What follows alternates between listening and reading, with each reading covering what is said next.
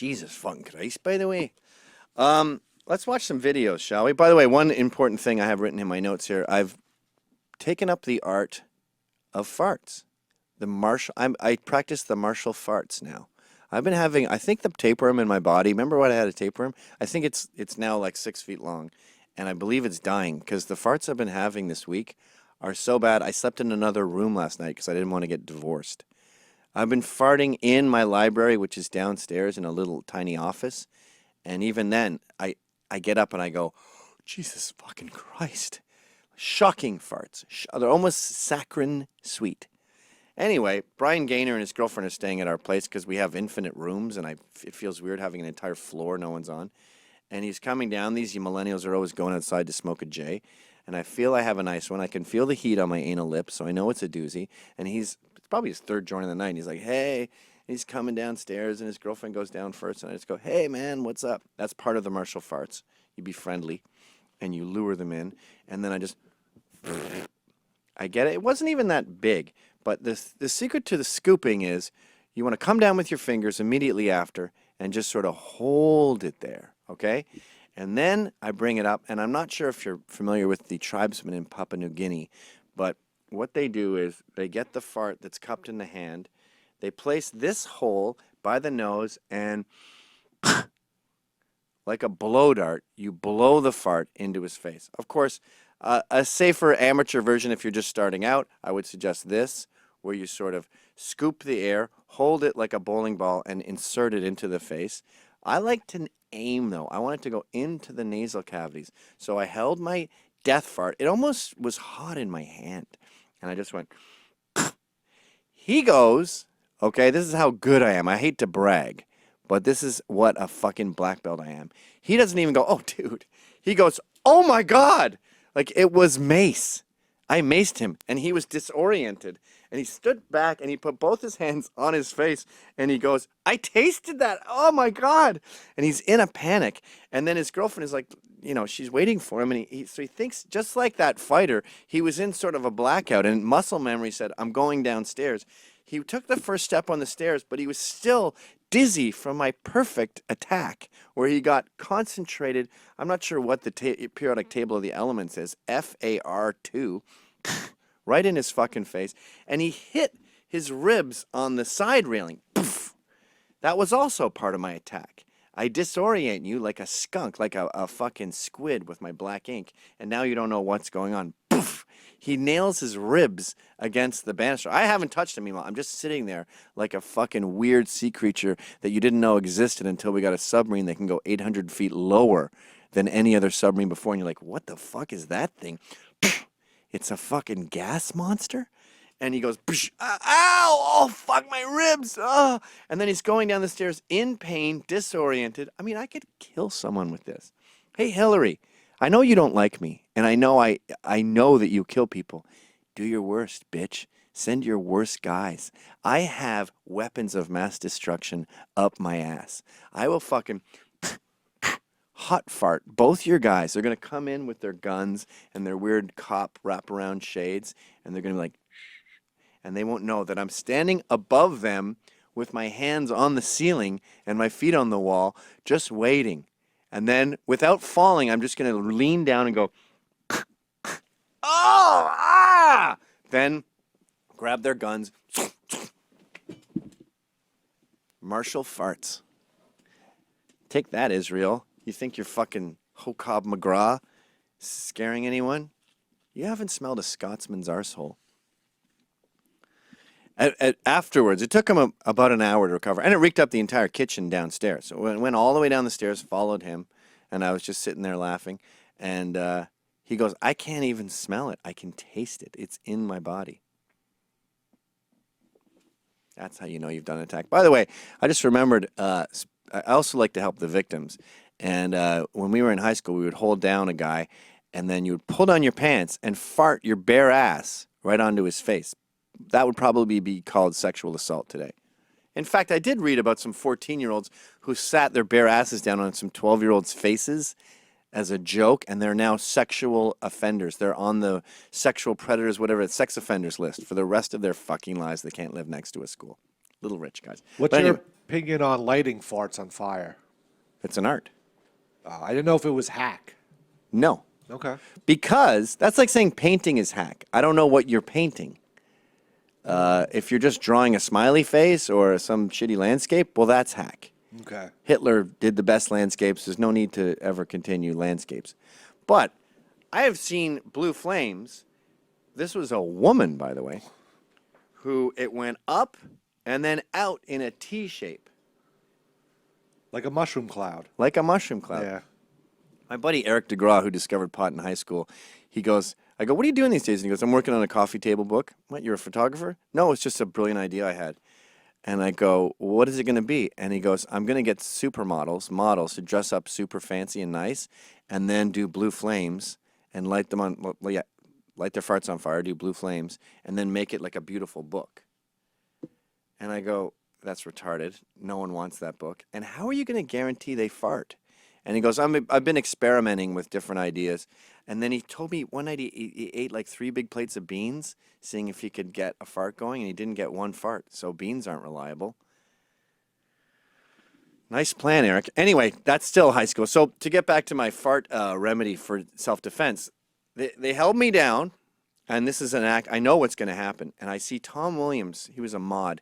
I see him pull down his pants, and I see not just his ass coming at me, but I see his anal hairs, very hairy butt crack. And I'm like, I'm about to feel the wind of the fart, unfettered by denim or underwear, just right in my face. What do you do if that happens? This is why it's so important to watch this show. We don't just sit here and talk. We improve your life with life tips, okay? You're being held down. Sometimes they'd even hold your head. So you're being held down like this. You can't move. An anus is coming at you. What do you do? Yes, Garrett. Blow into their asshole. I figured it might make it like clench up and then the fart won't come out. You'd have to be Superman to have enough blow to affect an anus. He's not even going to feel it.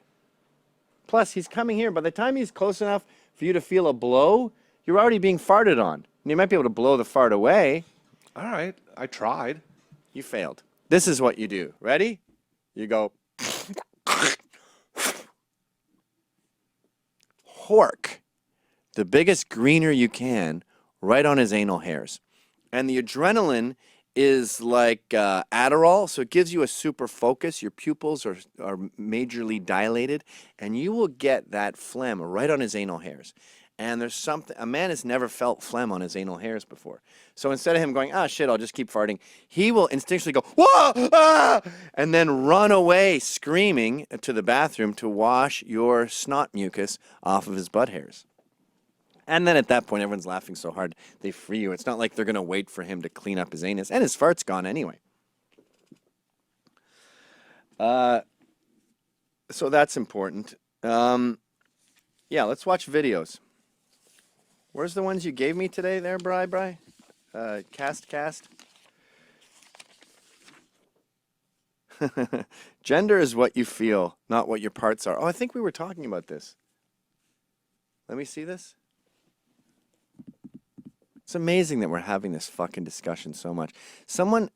They're in a way they've sort of won because someone makes a dumb pussy joke in a bus, and it's a major part of a national campaign that we talk about for, God, I don't even want to know how many hundreds of hours have been taken up discussing this fucking quote, even in my own household. And this gender shit, a bunch of mentally ill gays make up stupid rules, and we're supposed to fucking give a shit? They don't even know what their own language means. At least with Klingon, oh yeah, this one. Yeah, I saw this. The single most common No, question stop. I get asked is, are you Annoying girl. You're an annoying girl. Done.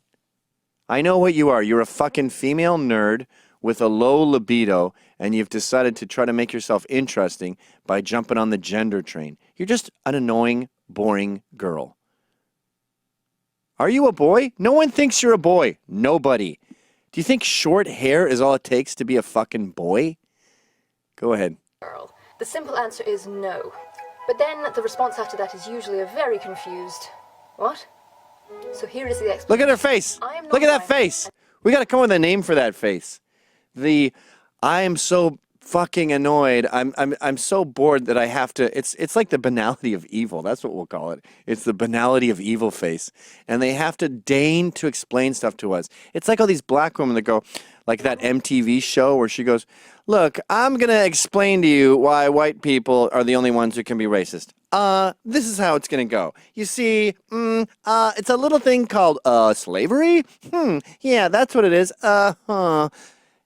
If you're trying to be male, by the way, we don't talk like that. Even when we're talking to complete fucking retards with Down syndrome, we go, no, here's how it works. Africa is a continent. It's made up of a bunch of countries that are inside of it, just like North America is a continent.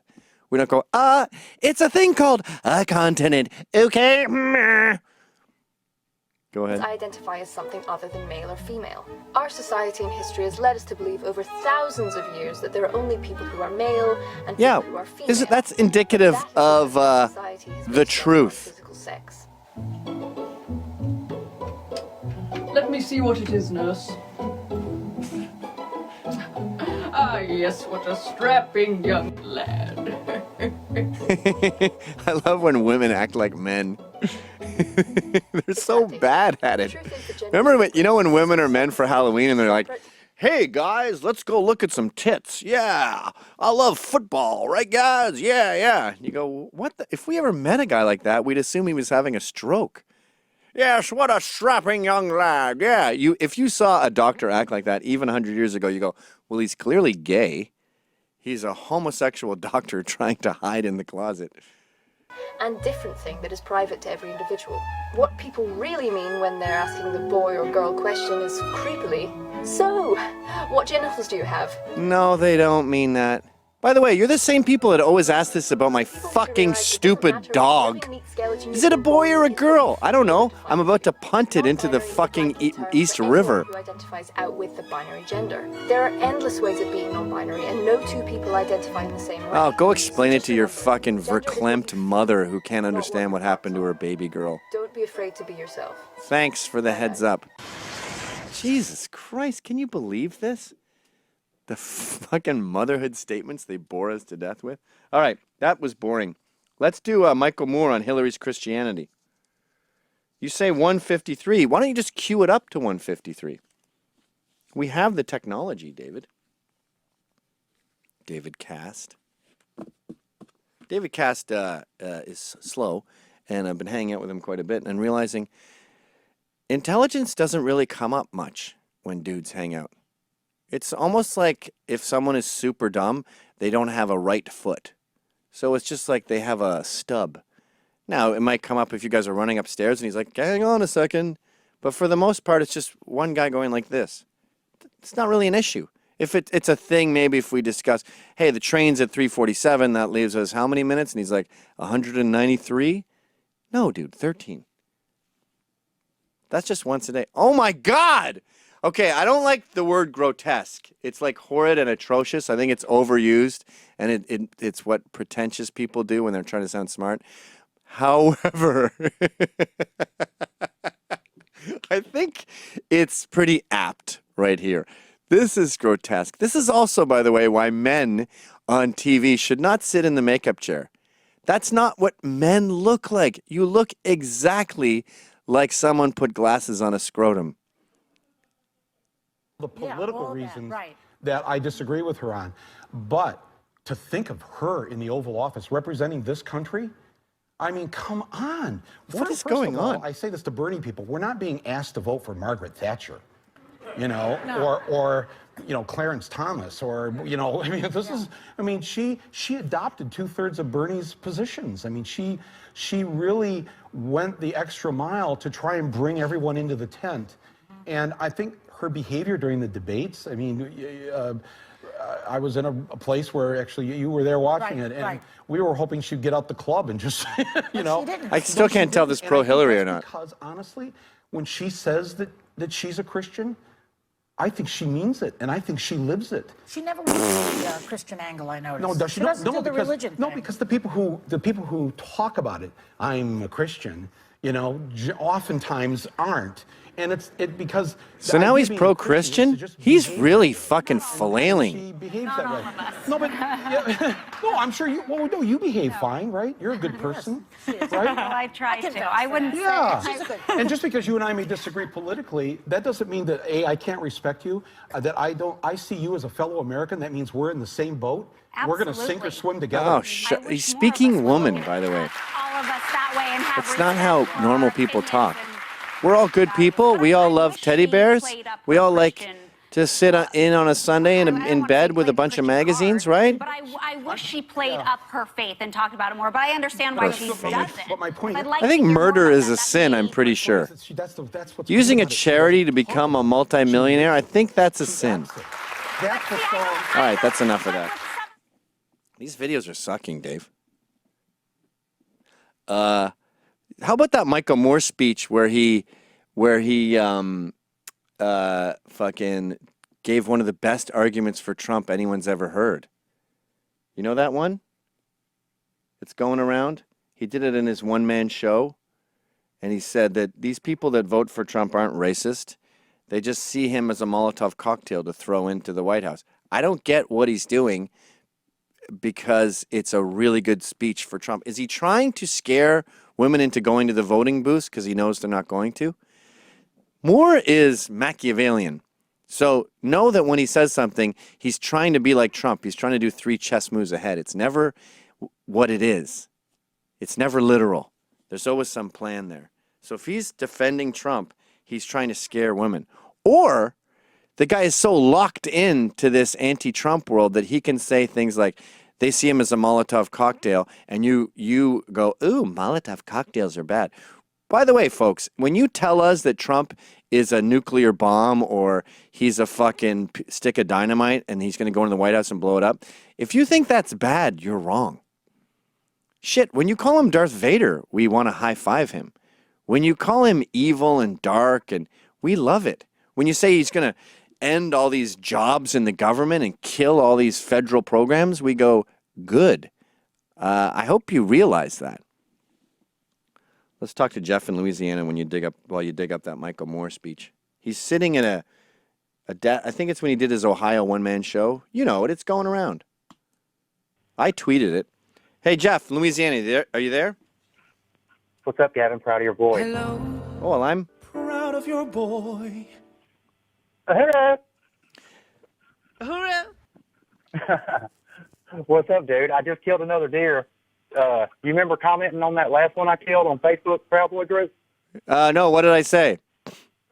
You were talking about how hard it was, and you get nervous and you miss one time. Oh, yeah, your adrenaline is pounding. You can barely talk about adrenaline control. Shooting a deer is so fucking hard because it's not a video game. You're not relaxed. You've been sitting in perfect silence for 2 hours. Yeah, well, this one was with a rifle, so she was like 150 yards away, but it's still a rush. Where did you get her? You probably don't know where Bastrop is. But No, where on her Louisiana. body? Oh, perfect heart shot. I tweeted you a picture. I got it. It's up on the screen right now. So she didn't go wandering off into the woods after. Sir? Okay, sorry. I'm sorry about that, dude. I'm at the processor. Yeah, she made it about 20 yards into the woods. Right on. Now, are you going to go dress that yourself? No, I got to work today. I got up at 4:30 to come do it, come hunt, and now I'm going to be working late. But anyways, no, I'm dropping her off at the processor now. And where do you live, sir? West Monroe, Louisiana. Fuck, that sounds really fun. Are you married? No, I'm engaged. Does it turn on your fiance to know that you went out and you killed a deer? There must be some sort of cave instinct, some subliminal thing where she gets wet. Yeah, dude, actually, yes. She gives me a blowjob every time, and it's not planned or anything, but I think she just likes it. But I don't think she even realized that she likes it. You know what I'm saying? You know what kind of blowjob that's called? What? That's a cave blowjob. Yeah. Thanks for calling. Yeah, when you kill... I'm actually getting a boner right now. That's disgusting. When you kill a deer and your wife involuntarily almost. It's just like, what am I doing? That's a cave blowjob. A cave job. What do we got here? I know it looks like I'm running out of time. I've been meaning to get to this for a few days now. This fucking boy is set to marry his 12-year-old cousin. Have you seen this story? I want to get to it, man. It's been 4 days I've been trying to... While you're doing that, though, let's see if we can Here's handle... the cocktail video. What's this one? Where Moore says Montauk cocktail. He needed to do. Explain. Yes, This isn't it. I don't want him to win. Let's just make that clear. I've been trying to say for months here. I live in Michigan, and across the Hey, this is the Midwest, same thing you across wore in the South, fucking View, I dude. understand why You have a lot of one people are V-neck angry, sweater? and they see Donald Trump as their human Molotov cocktail that they get to go. Yeah. into the This voting booth is and him reiterating the same point. But throw- it's like the best speech for Moore you've ever heard. I mean, for Trump you've ever heard. Pretty decent people. And so I wanted to sort of, after talking to Yeah, them, that's it. I wanted to sort of, That's the speech. But there's one where he's doing it live and we can see his face. It's better for video. But you've got the right speech there. That's it. But what? Economic Club. There we go. And Nice. stood there in front of the Ford Motor executives and said, if you close these factories as you're planning to do in Detroit and build them in Mexico, I'm going to put a 35% tariff on those cars when you send them back, and nobody's going to buy them. It was an amazing thing to see. No politician, Republican or Democrat, had ever said anything like that to these executives. And it was music to the ears of people in Michigan and Ohio and Pennsylvania and Wisconsin, the Brexit states. You live here in Ohio, you know what I'm talking about. Whether Trump means it or not is kind of irrelevant because he's saying the things to people who are hurting. And it's why every beaten down, nameless, forgotten working stiff who used to be part of what was called the middle class loves Trump.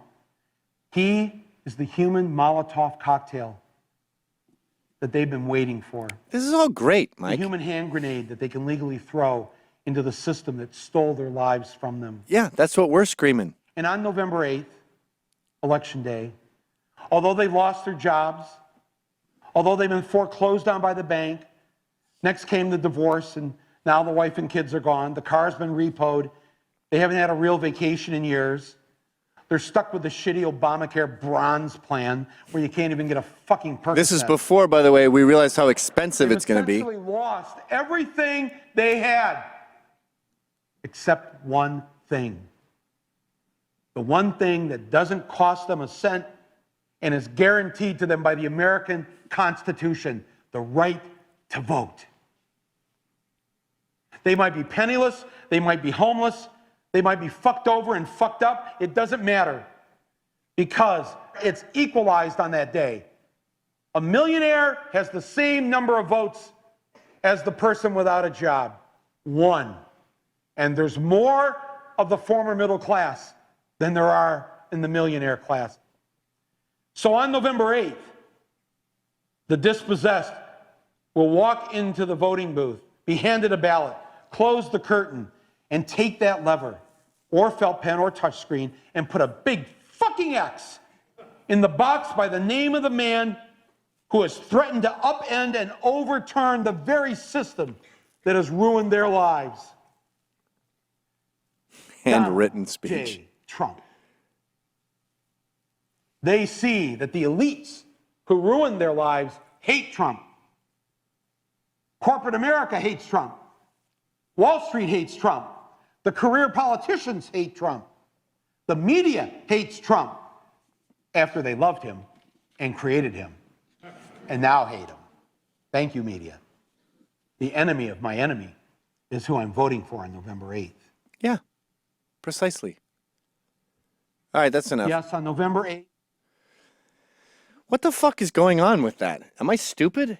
I don't understand. Is he playing devil's advocate, or is he trying to maintain his blue-collar cred? Is he trying to appear open-minded? Are the next 10 minutes about why that was bullshit? I don't understand, because that is exactly what is going on here. As the Derb says, he may break our hearts, but we are voting for the guy who is non-establishment. He is the punk rock president. We've definitely got the popular vote. The Electoral College, as George Soros himself conceded, is bought. So the system is rigged in a sense. That doesn't mean that we're not going to go out and try. But in many ways, he's already won. That SNL sketch. Hey, did we show that? That SNL sketch is evidence that America is finally catching on. Just go towards the end.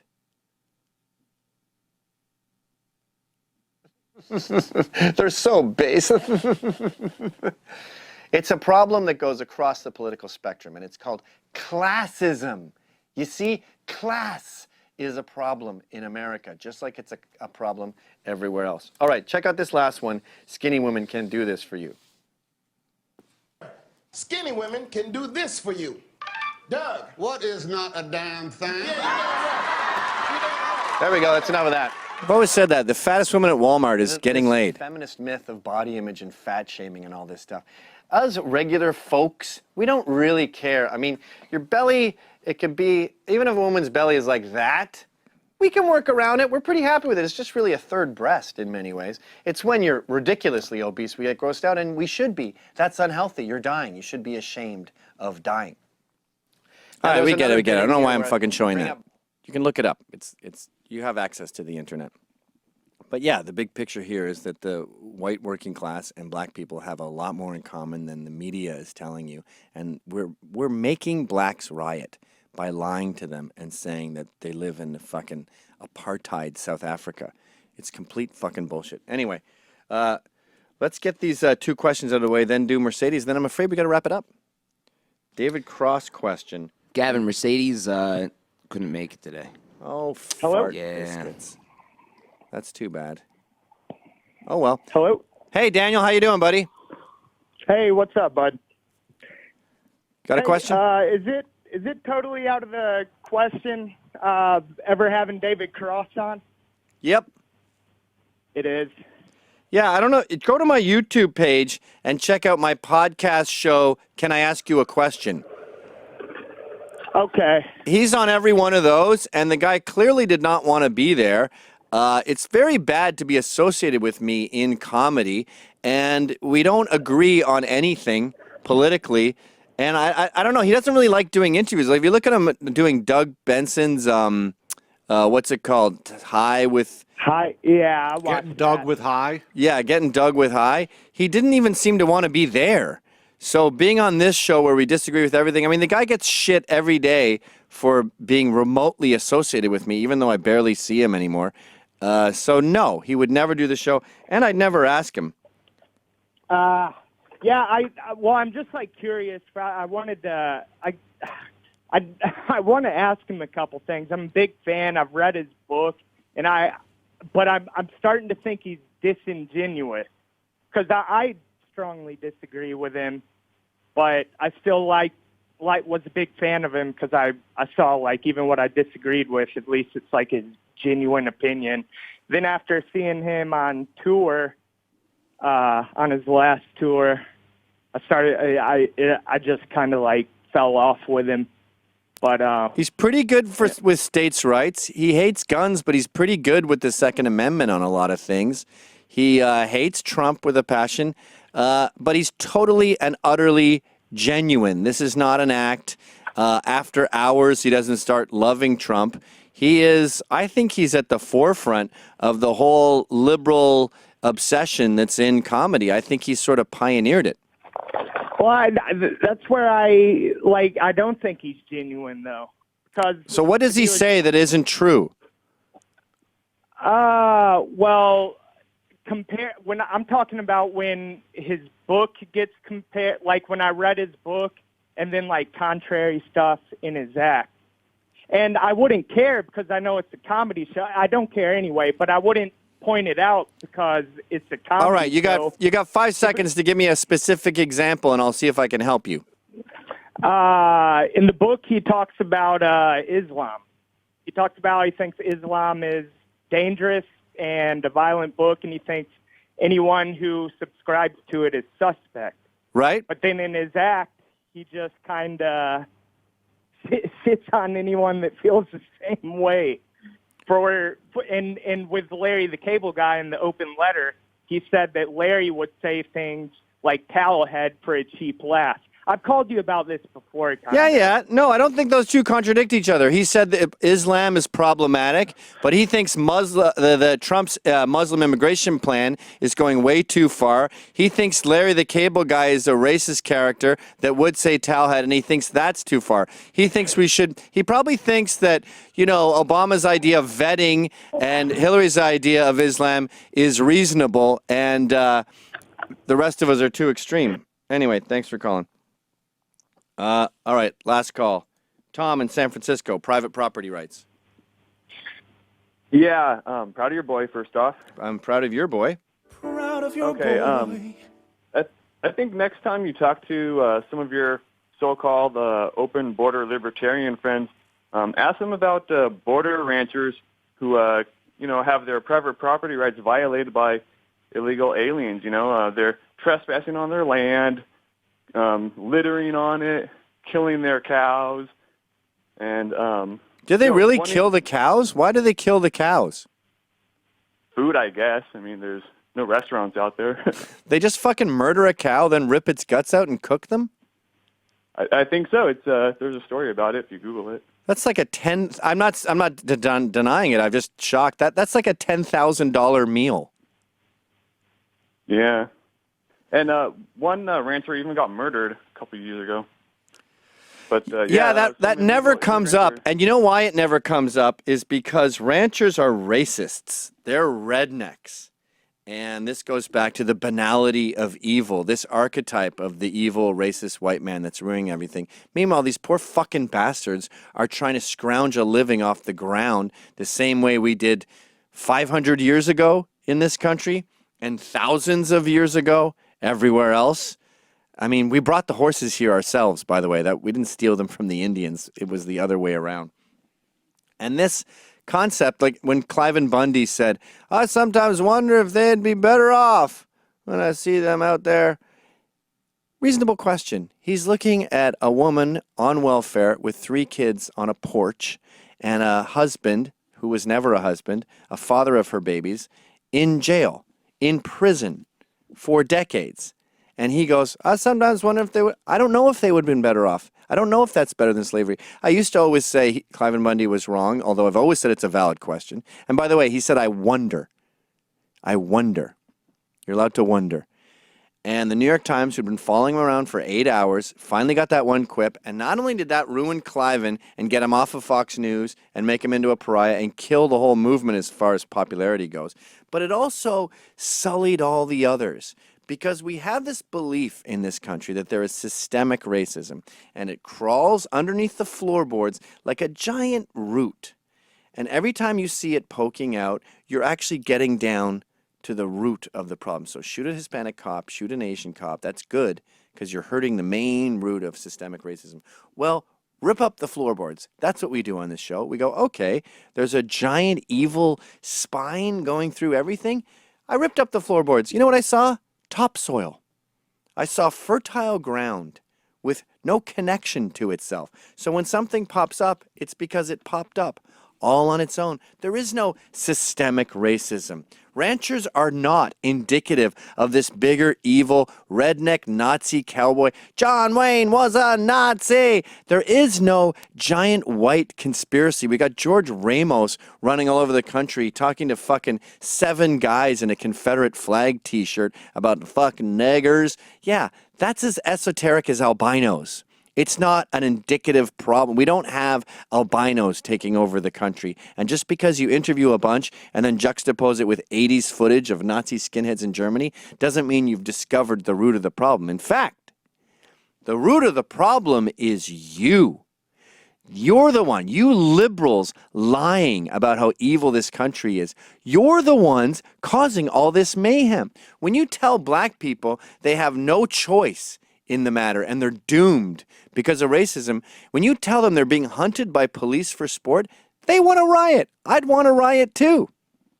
I do want to riot against you, you fucking liars. You do it for hits.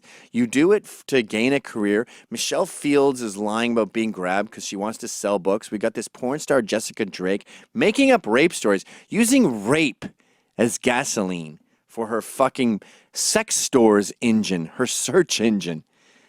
And we can see through the shit, okay? When you're on transparent, when you're getting awards for transparent, capitalizing on your father's mental illness because he thinks he's a woman, and everyone fawns all over you, normalizing this mental illness, we go, I see what you're doing, you fucking bitch. I see you exploiting people. I see you lying about what America is. And that's what Donald Trump's campaign is about. It's about no more lies, no more bullshit. We gave you a fucking black president. And when I say you, I don't mean blacks. I mean social justice warriors, liberals, the New York Times, everyone who's been complaining about how horrible and racist and backwards this country is. We gave you a black president. He fucked up. He treated the country like his revenge canvas, and he painted the story his mother told him when she was a single mother in Hawaii who was pissed off at the world because she was brainwashed by communists. He did an 8-year presidency based purely on spite. He used NASA to tell all of us how wonderful Muslims are. He did shitty deals with Iran to show us how progressive he is. He gave them fucking nukes. He ruined the economy. He got us up to 19 trillion. Unemployment is not down. Check the whole chart. Pull back a little bit. They're only showing you a slight uptick. Yes, he got a lot of people signed up to healthcare at gunpoint. You can't not sign up to his fucking shitty healthcare. And you know what else? Most people, most young millennials are saying, you know what? I'd rather pay the fines. It's so much cheaper. And there's so much on the fucking copay, whatever you call it, that they're just saying, you know what, I'd rather just not go. It's too expensive. They're not using it. It's $1,000. It's $500. And now we find out it's even more expensive than we thought. Now it's going to take up 10% of your paycheck. Everything he did has turned to shit. That's because we let the matriarchy drive. We gave up. The helmsman said, all right, you drive. And she said, I'm going starboard. And we went, what the fuck are you doing? We were going that way. You're going against the current. You're splitting the boat in half. Everyone is drowning. We can't give them the controls because they're like Islam. They're insatiable. You give them an inch, they take a mile. And you realize when you watch them, you don't know what the fuck you're doing. This woman grabbed the fucking boat and she said, I got this. Let me drive. And as men, as patriarchs, as Westerners, we tend to go, you know what? I don't want any trouble. Fine, you drive. And she went, good, finally. Whoa! Smashing into coral reefs. Whoa, what the fuck are you doing? We need to take it back and go, Jesus Christ, are you drunk? How many fucking Pinot Grigios did you have, Ramona? We're getting the boat back on track. Even if they get a woman at the head of this country, we're not going to be happy about it. We're going to be a lot more mercenary. We're going to be a lot more pissed off. We're going to be a lot less humorous. But we have already taken back the country, no matter what happens on November 8th, because we took our balls back. I like you more than a friend. I'll see you tomorrow. And whatever you do, don't lose faith in yourself. You're the reason why we're here. Millions of ancestors of fucking evolution brought you here. Don't blow it. Not because of a movie or a magazine, but because of your example, you inspire me.